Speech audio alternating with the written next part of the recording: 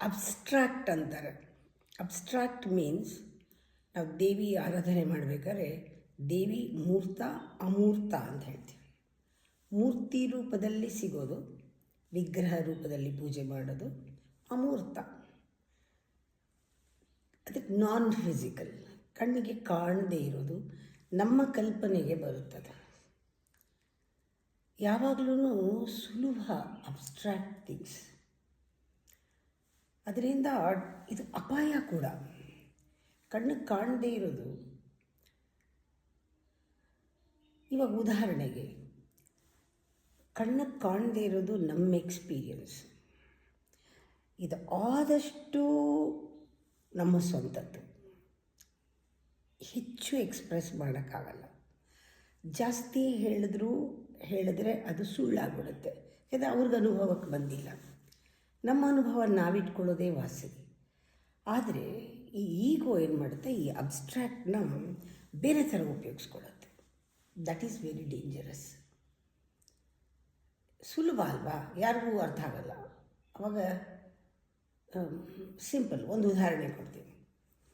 ಈಗ ಸಮಾಜ, ನಾನು ಸಮಾಜನ ಪ್ರೀತಿಸ್ತೀನಿ, ನಾನು ಮಾನವೀಯತೆಯನ್ನು ನಾನು ಗೌರವಿಸ್ತೀನಿ, ಮಾನವನ ಜನಾಂಗನ ಪ್ರೀತಿಸ್ತೀನಿ. ಆಗ ನಿಮಗೆ ರಿಸ್ಕೇ ಇಲ್ಲ. ಮಾನವನ ಜನಾಂಗನ ಪ್ರೀತಿಸೋನು, ಆದರೆ ಒಂದು ಹ್ಯೂಮನ್ ಬೀಯಿಂಗ್ನ, ಒಂದು ಮಾನವನನ್ನು ಪಕ್ಕದಲ್ಲಿ ಇರೋನ್ನ ಪ್ರೀತಿಸೋದು ಕಷ್ಟ. ಅದು ಬಹಳ reality. A single human being is more dangerous than humanity. ಅದಕ್ಕೆ ಅಪಾಯ. ಬೇಡಪ್ಪ, ನಾನು ಮಾನವೀಯತೆಯನ್ನು ಪ್ರೀತಿಸೋ, ಪಕ್ಕದಲ್ಲಿರೋ ಮಾನವನನ್ನು ಪ್ರೀತಿಸಲ್ಲ. ಈಗೋ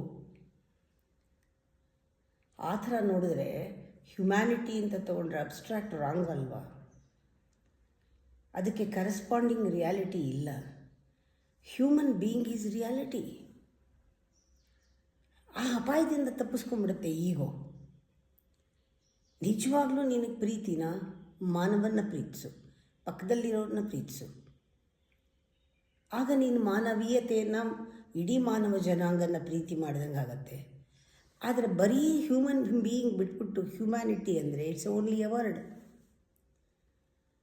ಅಬ್ಸ್ಟ್ರಾಕ್ಟ್ ವರ್ಡ್.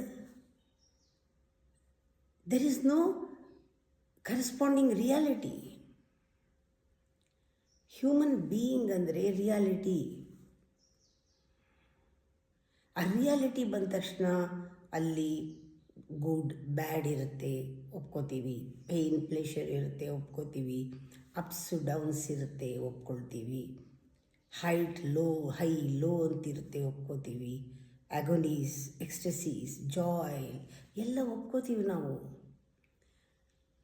ಆದರೆ ನೀವು ಬರೀ ಹ್ಯುಮ್ಯಾನಿಟಿನ ಪ್ರೀತಿಸ್ತೀನಿ ಅಂದರೆ you are avoiding human beings.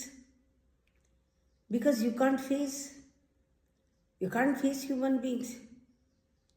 You start loving humanity to escape from human beings. ಇದು ಈಗೋದು.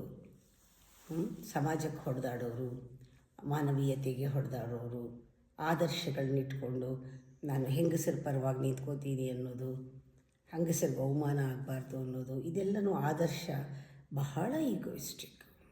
ಯೋಚನೆ ಮಾಡಿ.